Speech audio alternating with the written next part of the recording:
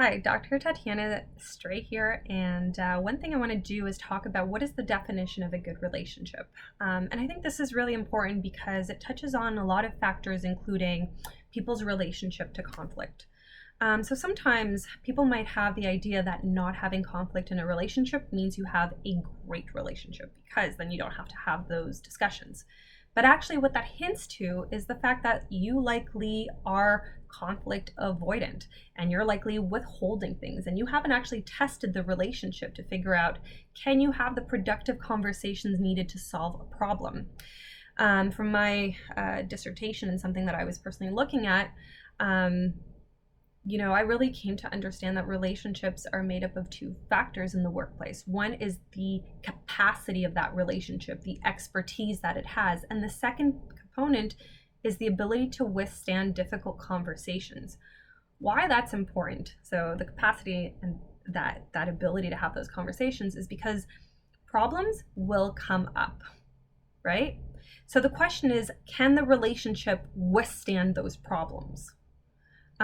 When you understand that difficult conversations are part of a good, healthy relationship, and in actual relationships, you have the experience of learning to navigate these and come out on the other side, all of a sudden, difficult conversations just become an interesting space for you to learn a different side, for you to potentially argue, build something with someone, and you no longer become afraid of those conversations in relationships.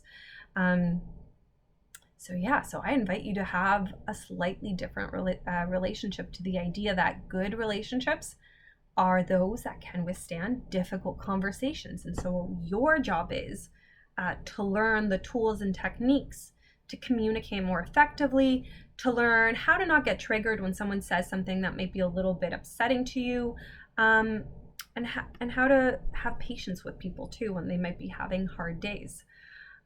So for me, I found that insight to be very helpful because, I started looking at relationships very differently. And then I started seeing that actually in the ones where I didn't speak up because I felt uncomfortable of ruining them, or in the ones where I did speak up and resolution was never had, those were actually really bad professional relationships. And ultimately they stunted my ability to build with that person. And sometimes maybe it was my end, and sometimes it was the other end, the other person. But this becomes like a barometer for you to know what you need to do. And sometimes, if you want advanced career-wise, who you might need to work with to create the best product.